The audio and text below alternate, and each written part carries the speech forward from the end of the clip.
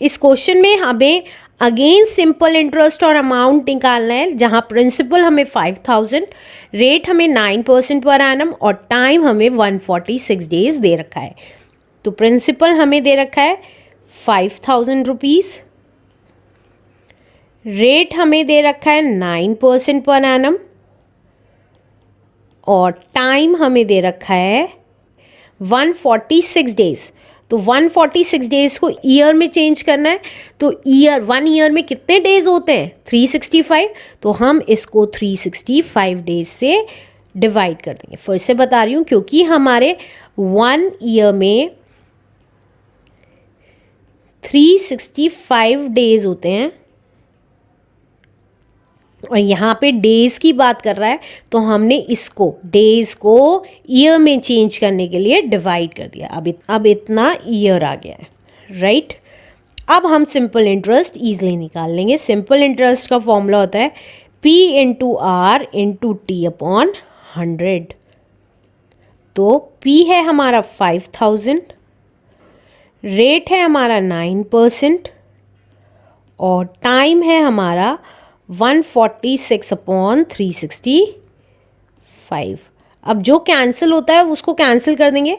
तो देखिए 2 0 से 2 0 कैंसिल हो गया, 5 1 ज़ा 5 एंड 0, 5 7 ज़ा 35, 5 3 ज़ा 15, 73 1 ज़ा 73, 73 2 ज़ा 146। तो सिंपल इंटरेस्ट कितना आ गया 9 2 ज़ा 18 एंड 0, दैट मीन्स 180 रुपीज़ का सिंपल इंटरेस्ट आ गया। तो अमाउंट कितना आ जाएगा, अमाउंट का फॉर्मूला होता है प्रिंसिपल प्लस इंटरेस्ट। प्रिंसिपल है हमारा 5000 रुपीज़ और सिंपल इंटरेस्ट है हमारा 180 रुपीज़। तो दैट मीन्स हमारा अमाउंट आ गया 5180 rupees is the answer. Let's do next question now. अब इस क्वेश्चन में कह रहा है फाइंड द टाइम व्हेन, हमें टाइम निकालना है। अगर हमें प्रिंसिपल 6400, सिंपल इंटरेस्ट 1152 और रेट 6% पर एनम दिया हुआ है। तो देखिए फिर से लिख रही हूँ, प्रिंसिपल हमें 6400 रुपीज़ दे रखा है, सिंपल इंटरेस्ट हमें 1152 रुपीज़ दे रखा है और रेट हमें 6% पर एनम दे रखा है। तो हमें टाइम निकालना है। तो टाइम हमें पता नहीं है, तो लेट कर लेते हैं, let time be T years, right. अब हमारा सिंपल इंटरेस्ट का फॉर्मूला क्या होता था, P into R into T upon 100 होता था। अब जो जो दिया हुआ है उसकी वैल्यू लिख देंगे। सिंपल इंटरेस्ट है 1152, प्रिंसिपल है हमारा 6400 और रेट है हमारा 6% और टाइम दे नहीं रखा इसलिए टी लिख दिया। अब टी अपनी जगह रहा, 1152 अपनी जगह रहा, लेकिन जो 100 इधर डिवाइड में था वो इधर आके मल्टीप्लाई का हो गया और जो मल्टीप्लाई में थी वैल्यूज दैट इज 6406 वो डिवाइड में आ गई। अब जो कैंसिल होता है उसको कैंसिल कर देंगे। तो देखिए 2 0 से 2 0 कैंसिल हो गई, 8 8 ज़ा 64, 8 1 ज़ा 8, 9 10 11 35, 8 4 ज़ा 32, 32 8 4 ज़ा 32, अगेन 8 1 ज़ा 8, 8 1 ज़ा 8, 9 10 11 12 13 14 64, 8 ज़ा 64, 6 1 ज़ा 6, 6 3 ज़ा 18। तो टाइम कितना आ गया 3, और क्योंकि ये ईयर्स में निकला है तो ईयर्स, तो that means time is 3 years is the answer. Let's do next question now.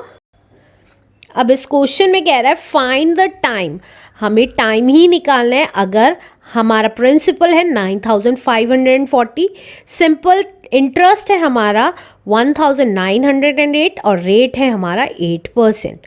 तो देखिए हमें जो जो दे रखा है वो लिख लेती हूँ। 9540, सिंपल इंटरेस्ट है हमारा 1908 और रेट है हमारा 8% पर एनम। तो हमारा टाइम कैसे निकलेगा, टाइम दिया हुआ नहीं है तो लेट कर लेते हैं, let the time be T years.